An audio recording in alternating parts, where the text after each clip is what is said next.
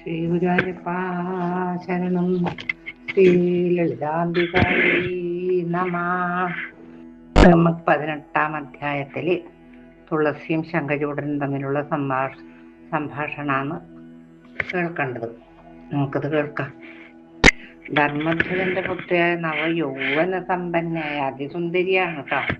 അതിസുന്ദരി, നല്ല യൗവനം.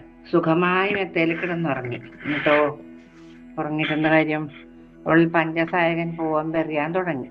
ചിലപ്പോൾ അവൾക്ക് സുഖം തോന്നും, അടുത്ത നിമിഷം തന്നെ അവൾക്ക് അസ്വസ്ഥത തോന്നും. ചന്ദനം പൂശിയിട്ടും അവളുടെ ദേഹത്തിന്റെ ചൂട് കുറയണേയില്ല. നനുത്ത നല്ല എന്താ പറയാ ഹംസതൂലിക ശൈയായിട്ടും അവൾക്ക് ഒട്ടും സുഖം തോന്നുന്നില്ല. അവൾക്ക് പ്രണയവികാരം കൊണ്ട് വിവശയായി അവള്. ഉറക്കത്തിൽ അവളൊരു സ്വപ്നം കൊണ്ട് ഒരു യുവാവ് തന്റെ അടുത്ത് ഇരിക്കുന്നുണ്ടായിരുന്നു. അവനുമായി രമിക്കുന്ന കണ്ടോ പെട്ടെന്ന് എഴുന്നേറ്റു. എന്തോ അസ്വസ്ഥത തോന്നിയല്ലോ. എന്നിട്ട് അവളെ സംസാരിക്കാൻ പോവുകയെന്ന്.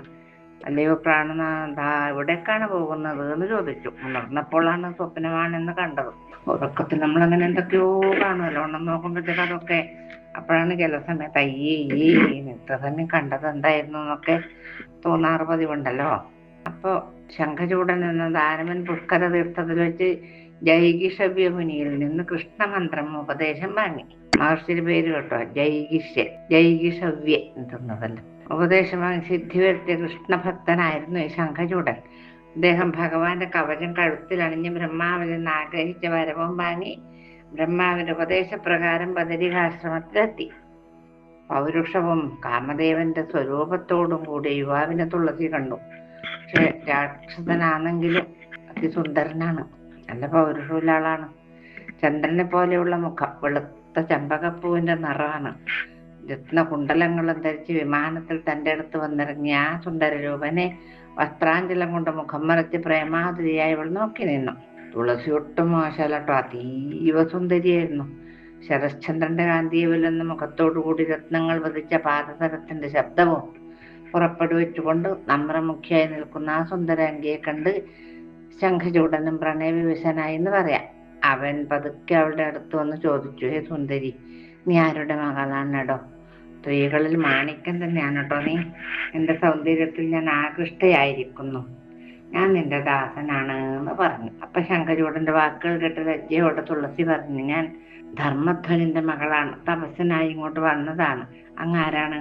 അങ്ങ് വേഗം എവിടെ നിന്ന് പോയാലും കുലീനയായ ഒരു സ്ത്രീ ഒറ്റയ്ക്കിരിക്കുമ്പോൾ സ്വകാര്യമായി ഒന്നും പറയരുതെന്നല്ലേ വേദം ശാസിക്കുന്നത്. സ്ത്രീകളിൽ പല ദോഷങ്ങളും പുരാണങ്ങളിലും വേദങ്ങളിലും പറയുന്നുണ്ട്. സ്ത്രീ ചപലയാണ്, മനസ്സ് തപസ് മുടക്കുന്നവളാണ്, സ്വന്തം സുഖം നോക്കി നടക്കുന്നവളാണ്, പ്രായമായ ഭർത്താവിനോട്ട് കൂസാതെ നടക്കുന്നവളാണ് എന്നൊക്കെ പലരും പറഞ്ഞതായി ഞാൻ കേട്ടിട്ടുണ്ട്. എന്തിന് എനിക്കിങ്ങനെയുള്ള ഒരു അപവാദം ആണ് തുളസി പറയുന്നത്. തുളസിയുടെ ഇപ്രകാരമുള്ള വാക്കുകൾ കേട്ടപ്പോൾ ശംഖചൂഡൻ പറഞ്ഞു, നീ പറഞ്ഞത് മുഴുവൻ സത്യമല്ല കേട്ടോ. കുറച്ചൊക്കെ സത്യമുണ്ട് താനും അതിലെ. ഞാനും ചിലതൊക്കെ പറയാം. വിധി 2 രൂപത്തിലാണ് സ്ത്രീയെ സൃഷ്ടിച്ചിരിക്കുന്നത്. ഒന്ന് വാസ്തവവും പ്രശസ്തവുമായ രൂപം, മറ്റേത് അവാസ്തവവും അപ്രശസ്തവുമായത്. നല്ല ശരിയായ സത്യമായ രൂപമുണ്ട്, ഒന്നല്ലാത്തതുണ്ട്. ലക്ഷ്മി, സരസ്വതി, ദുർഗ, സാവിത്രി, രാധിക തുടങ്ങിയവർ സൃഷ്ടിക്ക് മൂലകാരണ സ്വരൂപികളാണ്. ഇവരുടെ അംശരൂപമായ സ്ത്രീരൂപം വാസ്തവ വിഭാഗത്തിൽപ്പെടുന്നു. അത് പ്രശംസവും യശസ്വരൂപവും സർവമംഗളകാരണവുമാണ്. സ്വധാ സ്വാഹ ദേവഹൂതി, ശതരൂപ, ഛായാവതി, രോഹിണി, ശചി, ദക്ഷിണ, കുബേരപത്നി, തുളസി, ദിതി, വരുണാനി, ലോപാമുദ്ര, വേദവതി, അഹല്യ, മണ്ഡോദരി, അരുന്ധതി, വൈദർഭി, താര, മനസ, തുഷ്ടി, പുഷ്ടി, സ്മൃതി, മംഗളചന്ദ്രിക, മൂർത്തി, ഷഷ്ടി, സ്വസ്തി, ശ്രദ്ധ, ശാന്തി, ക്ഷാന്തി, സമ്പത്ത്, കാന്തി, നിദ്ര, എത്ര പേരുകള്, തന്ത്ര, ക്ഷുദ്വിവാസ, സന്ധ്യ, രാത്രി, ധൃതി, കീർത്തി, ക്രിയ, ശോഭ, പ്രഭ, ശിവ തുടങ്ങി ഓരോ യുഗത്തിലും ജനിച്ചവർ ഉത്തമ സ്ത്രീകളാണ് കേട്ടോ. അവർക്കൊന്നൊരു കുറ്റവും ആർക്കും പറയാൻ പറ്റൂല എന്ന് ഈ ശംഖചൂഡൻ പറഞ്ഞു. ആരോട്? തുളസിയോട് പറഞ്ഞു. ജഗദംബികയുടെ കലയുടെ കലാംശമായി ജനിച്ചവരാണ് സർവേശ്യകള്. എല്ലാ ലോകത്തും അവര് വേശ്യകളായി തന്നെ അറിയപ്പെടുന്നു. സ്ത്രീകളുടെ സത്വപ്രധാനമായ രൂപം ഏതാണോ അതാണ് വാസ്തവം. അവർ ജനങ്ങളാൽ പ്രശംസിക്കപ്പെടുന്നു. രജോരൂപം, തമോരൂപം തുടങ്ങി ഭേദത്തോടെ കലാംശത്താൽ ജനിച്ച പ്രശസ്തരായ അനേക സ്ത്രീകളുണ്ട്. അവർ സ്വന്തം കാര്യം നോക്കുന്നവരാണ്. രജോവംശപ്രധാനികളായ അവർ മധ്യമകളാണ്. അവർ ഭോഗാസക്തരാണ്. അവർ ധർമാർത്ഥങ്ങളിൽ വിമുഖരായിരിക്കും. തമോരൂപിണികളായവരെ വിദ്വജ്ജനങ്ങൾ അധമ വിഭാഗത്തിൽ ഉൾപ്പെടുത്തുന്നു. അവരെ നല്ല കൂട്ടത്തിൽ കൂട്ടാൻ പറ്റൂല എന്നാ പറയുന്നത്. കുലീനരായ പുരുഷന്മാർ ഒറ്റയ്ക്കിരിക്കുന്ന സ്ത്രീകളോട് വർത്തമാനം പറയാറില്ല. ബ്രഹ്മാവിന്റെ ആജ്ഞപ്രകാരം വന്നതാണ് ഞാൻ ശുഭേ. നിന്നെ ഗാന്ധർവ വിവാഹം കഴിക്കാൻ ഞാൻ ആഗ്രഹിക്കുന്നു. മാനവരെ തോൽപ്പിച്ച ശങ്കചൂടനാണ് ഞാൻ ട്ടോ. പണ്ട് സുധാമാവായി ഗോകുലത്തിൽ ഉണ്ടായിരുന്നവനാണ് ഞാൻ. ശ്രീകൃഷ്ണന്റെ പാർഷദന്മാരായ അഷ്ടകോപന്മാരിൽ ഒരാളാണ് ഞാൻ. രാധയുടെ ശാപം കൊണ്ട് അസുരനായതാണ്. രാധ കാരണമാണ് അന്ന് എനിക്ക് നിന്റെ സംഘം ലഭിക്കാതെ പോയത്. ഇത്രയും പറഞ്ഞ ശങ്കചൂടനോട് തുളസി പറഞ്ഞു, ഇങ്ങനെയുള്ള പുരുഷന്മാരാണ് ജഗത്തിൽ പ്രസിദ്ധരായവര്. അങ്ങനെയുള്ളവരാണ് സ്ത്രീകൾ ഇഷ്ടപ്പെടുന്നതും. അങ്ങനെ വാദത്തിൽ തോൽപ്പിച്ചിരിക്കുന്നു. സ്ത്രീയാൽ തോൽപ്പിക്കപ്പെടുന്നവൻ നിന്ദ്യനാണ്. സ്ത്രീജിതന്മാരെല്ലാവരും നിന്ദിക്കും. ബ്രാഹ്മണനെ പുലവായാൽ അതിന് 10 ദിവസമാണ്. ക്ഷത്രിയന്മാർക്ക് 12 ദിവസമാണ്. ശൂദ്രന് 15 ദിവസമാണ്. സങ്കരജാതിയിലുള്ളവൻ 1 മാസമാണത്രേ. എന്നാൽ സ്ത്രീജിതന്റെ അശുദ്ധി അവന്റെ ദേഹം ചിതയിൽ വെക്കുന്നത് വരെ ഉണ്ടാവുമെന്നാണ് പറയപ്പെടുന്നത്. അങ്ങയുടെ മഹത്വം അറിയുന്നതിന് വേണ്ടി ഞാൻ അങ്ങയെ പരീക്ഷിക്കുകയായിരുന്നു കേട്ടോ. കാമിനികൾ പുരുഷനെ തിരഞ്ഞെടുക്കുമ്പോൾ വളരെയധികം പരീക്ഷിച്ച് വേണം തിരഞ്ഞെടുക്കാൻ. ഹീനന്മാർക്ക് കന്യകയെ കൊടുക്കുന്നത് ബ്രഹ്മഹത്യാ പാപത്തിൽ പെടുന്നു. കുലം, സ്വഭാവം, പാണ്ഡിത്യം, രൂപം, ശീലം ഇതൊക്കെ നോക്കി വേണം കന്യകയെ കൊടുക്കാൻ. അപ്രകാരം ചെയ്താൽ ദേശയജ്ഞം ചെയ്ത ഫലം കിട്ടും. കന്യകയെ പോറ്റി വളർത്തി ധനലാഭം മോഹിച്ച് വിക്രയം ചെയ്യുന്നവൻ കുംഭീഭാഗം എന്ന നരകത്തിൽ പതിക്കും. 14 ഇന്ദ്രന്റെ കാലത്തോളം അവിടെ കിടന്ന് കാക്കകൾക്കും കൃമികൾക്കും ഭക്ഷണമായി തീരുകയും ചെയ്യും. അയ്യോ! ഇത്രയും പറഞ്ഞ് തുളസീദേവി വിരമിച്ചു. രണ്ടുപേരും ഒന്നിനൊന്നും മെച്ചം തന്നെ. അപ്പോഴേക്കും ബ്രഹ്മാവ് അവിടെ എത്തി. ശംഖചൂടനോട് പറഞ്ഞു, നീ ഇവളെ ഗാന്ധർവ വിധിപ്രകാരം സ്വീകരിച്ചാലും പുരുഷന്മാരിൽ അങ്ങും സ്ത്രീകളിൽ ഇവളും രത്നാങ്ങളാണ്. നിങ്ങളുടെ ചേർച്ച വളരെ സുഖപ്രദമായിരിക്കും. സുരാസുരന്മാരെല്ലാം കിടുകിടാ വിറപ്പിച്ച ഇവനെയാണോ നീ പരീക്ഷിക്കുന്നത് എന്ന് ചോദിച്ചു തുളസിയോട്.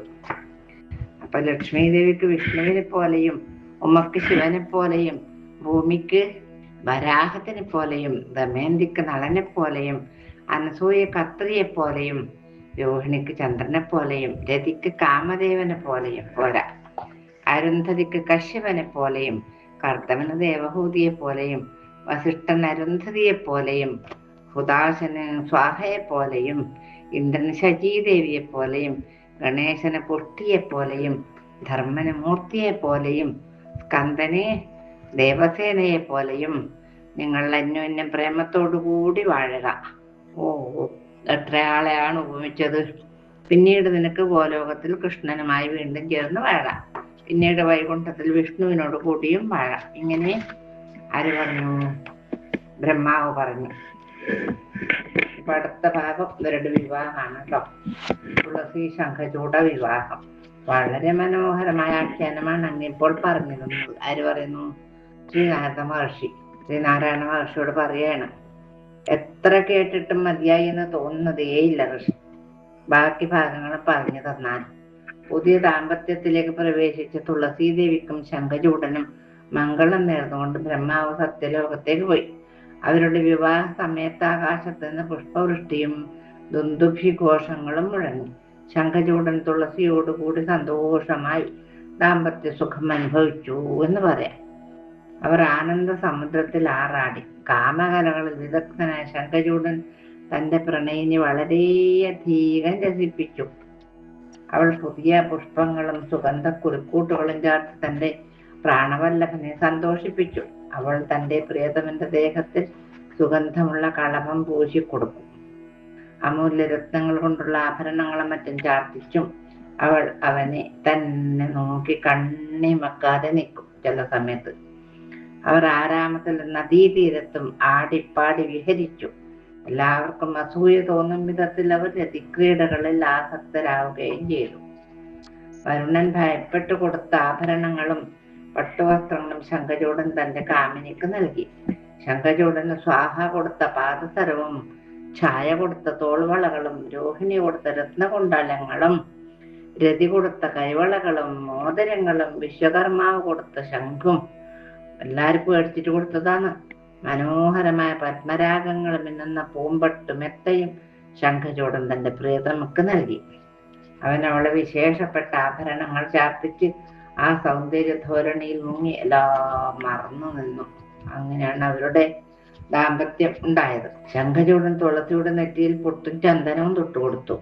സുന്ദരമായ പാദങ്ങളിൽ പുതിയ ചെമ്പഞ്ഞിച്ചാർ പുരട്ടി പാദസരവും അണിച്ച് കൂടുതൽ സുന്ദരമാക്കി.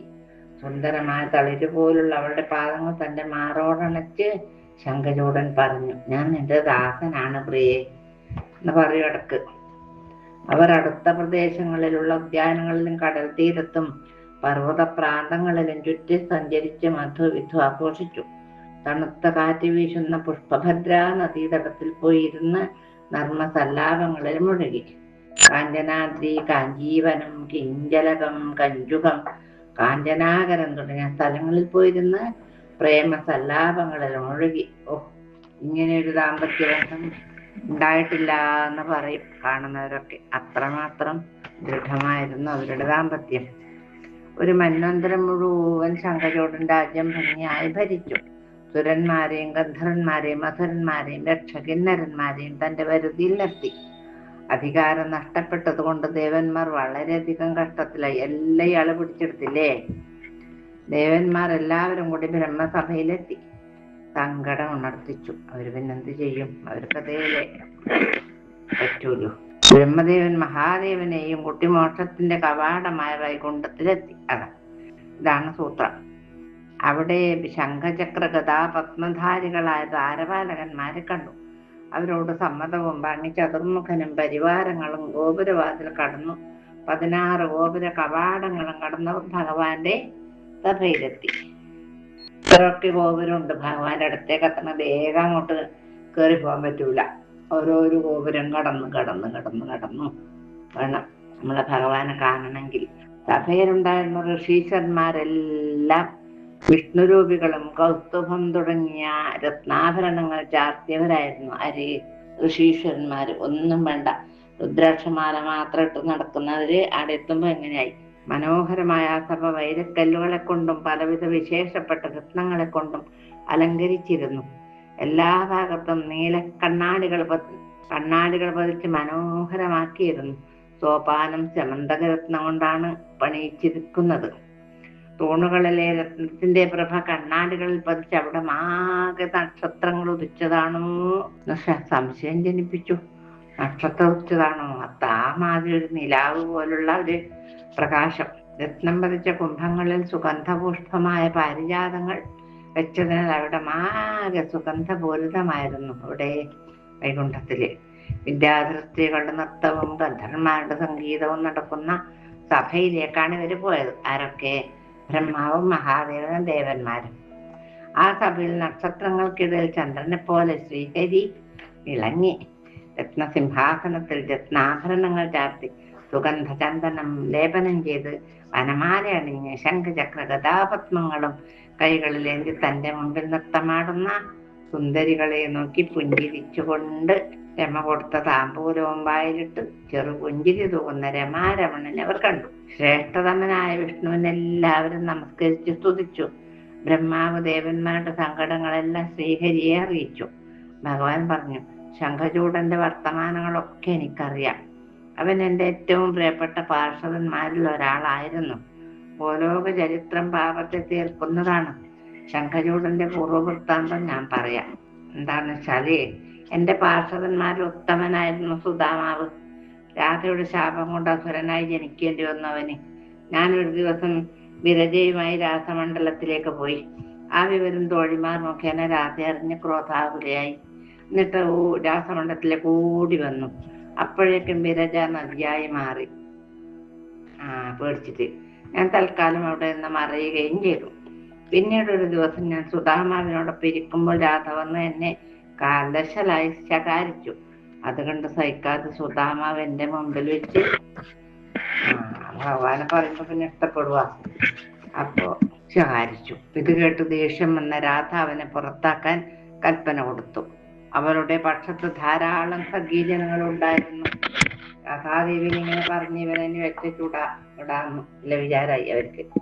തന്റെ സഖികളെ സുധാമാവ് താടിച്ചു എന്നറിഞ്ഞ രാധ സുധാമാവിനെ ദൈത്യനായി ജനിക്കട്ടെ എന്ന് ശപിച്ചു. നീ രാക്ഷസന്റെ പണിയല്ലേ എടുത്തത്, അതുകൊണ്ട് നീ രാക്ഷസൻ തന്നെ ആവട്ടെ എന്ന് ശപിച്ചു. ഇത് കേട്ട ഉടനെ സുധാമാവ് പോകാൻ പുറപ്പെട്ടു. അപ്പോ രാധക്ക് സങ്കടം വന്നു. ഒന്നും പകരം പറയണ്ടല്ലേ പോവാൻ ഭാവിച്ചത്. രാധ അനവധി പ്രാവശ്യം സുധാമാവിനോട് പോകരുതെന്ന് പറഞ്ഞെങ്കിലും സുധാമാവ് പോവുക തന്നെ ചെയ്തു. പിന്നെ ശപിച്ചിട്ട് പിന്നെ പോണ്ടാത്ത കാര്യമില്ലല്ലോ. ഒരടിയും കൊടുത്തിട്ട് പിന്നെ തടി തന്നിട്ട് കാര്യമില്ലല്ലോ. ക്ഷണാർത്ഥം കൊണ്ട് സുധാമാവ് തിരിച്ചു വരുമെന്ന് പറഞ്ഞ് ഞാൻ രാധയെ സമാധാനിപ്പിച്ചു. ഗോലോകത്തൊരു ക്ഷണാർത്ഥം ഭൂമിയിലൊരു മന്വന്തരമാണെന്ന് പറയുന്നത് ശരി തന്നെയാണ് കേട്ടോ. അതുകൊണ്ട് യോഗവിത്തമനും ബലശാലിയുമായ ശംഖചൂടൻ വേഗം ഇവിടേക്ക് തന്നെ വരും. എന്റെ ശൂലവും എടുത്ത് നിങ്ങൾ ഭൂമിയിലേക്ക് പോയിക്കൊള്ളൂ. ശങ്കരൻ ആ ശൂലം കൊണ്ട് ശംഖചൂടനെ വധിക്കട്ടെ. അവന്റെ കഴുത്തിൽ എന്റെ കവചമുണ്ട്. അതുകൊണ്ട് അവന് തോൽവി സംഭവിക്കുകയില്ല. എന്റെ കവചമല്ലേ ഉള്ളത്, നാരായണ കവചം. അതുകൊണ്ട് ആ കവചം നിങ്ങൾ ബ്രാഹ്മണ വേഷം ധരിച്ച് യാചിച്ചു വാങ്ങണം. അവന്റെ പത്നിയുടെ പാതിവ്രത്യത്തിന് കളങ്കമേൽക്കാത്തിടത്തോളം കാലം അവൻ മരിക്കുകയുമില്ല എന്നങ്ങ് വരവ് നൽകിയിട്ടുണ്ടല്ലോ. അവന്റെ പത്നിയെ ഞാൻ ഗർഭാധാനം ചെയ്യുന്നുണ്ട്. പ്രകാരം ചെയ്താൽ മാത്രമേ അവന് വധിക്കാൻ സാധിക്കൂ എന്നാര് പറഞ്ഞു? ഭഗവാൻ പറഞ്ഞു.